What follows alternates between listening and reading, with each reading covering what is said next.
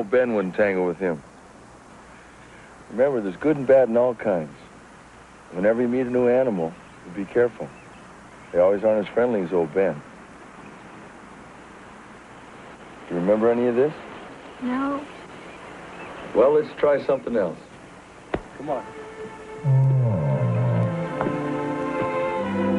By then, Adams reckoned he might be hunting in the wrong hen house. But he couldn't let on to that neither.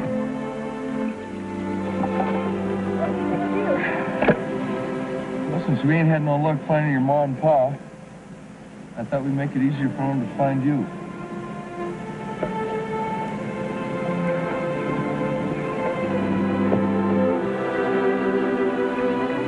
So Adams done a foolish thing. He'd been hiding out ever since that wanted poster went up, and now he was marking the way straight to his cabin, not knowing who it might bring. Well, that's it. Time we'd be heading home. How do you know they'll see that sign? Well, if they don't, somebody else will. Maybe we'll run into them. We'll let them know. Be surprised how fast the word travels out here. You think it will be very long? Well, and that's hard telling. But we'll do some scouting around our own selves. Do you live here by yourself all the time?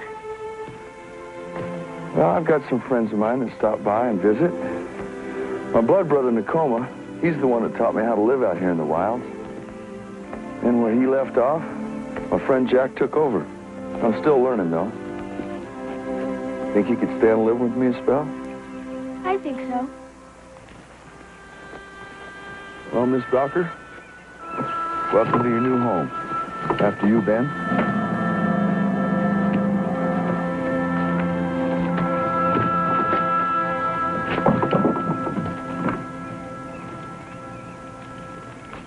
Well, I reckon I'd ask you to sit down and make yourself at home.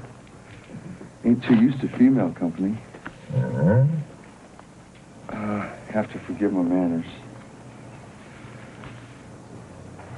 It's all right. Well, is there something you'd like to do? I don't think so. Well, here. Sit down anyways. I don't mind standing. Guess it's kind of different than what you're used to, ain't it? A little. I guess you haven't had a chance to clean up today. Clean up?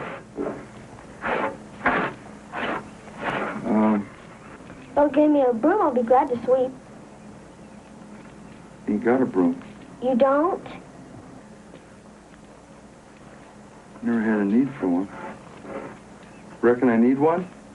Mm-hmm. Then I'll just make one. What else do we need? Where will I sleep tonight? You can sleep right there in my bunk. I'll sleep outside. It ain't been the first time. I don't have a nightie. Sleep in my clothes myself. Makes it easier to get dressed in the morning. But you air your bedding then. Hear it? Ma always gives the blankets a good shaking every day. And sets the mattresses out in the sun and fluffs them. It makes them smell good. Well, I reckon your ma and I just do things a little bit different. My blankets have been in the mud and on horses, and Ben's even slept with them.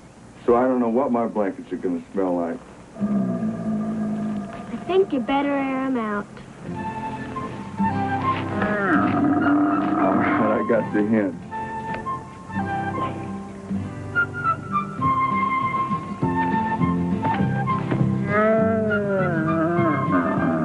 Now, Ben, stop it.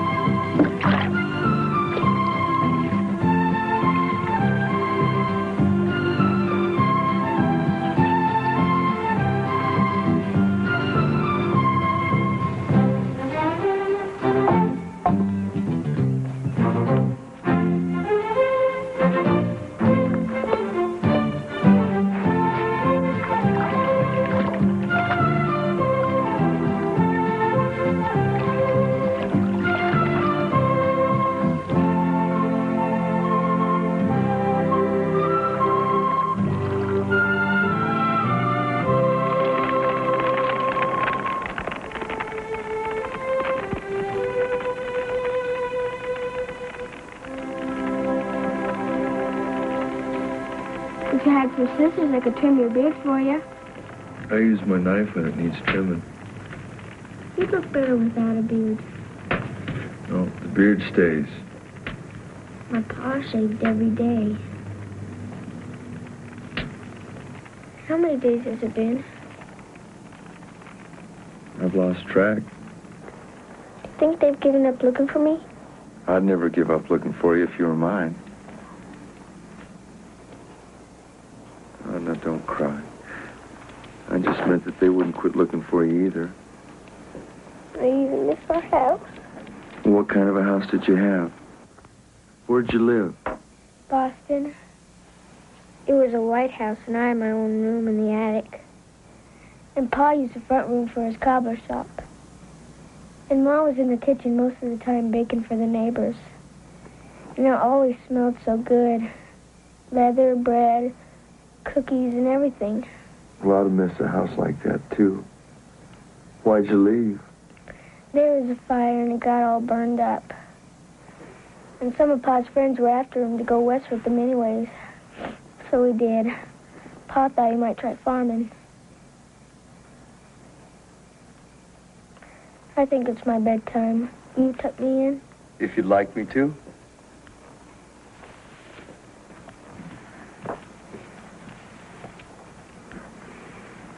Is your back turned? Okay, it's turn. Ready? I'm ready.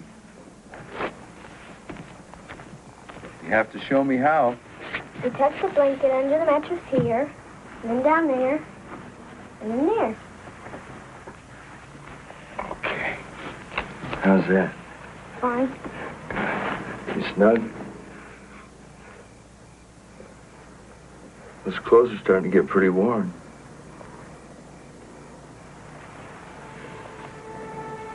Good night, Uncle Grizzly. Good night, Eliza.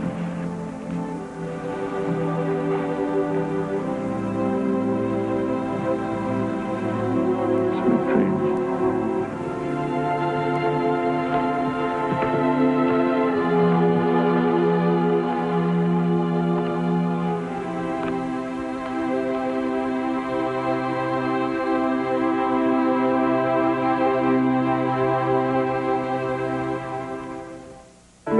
There are 100 million overweight people in America. Call now, 1-800-255-2001.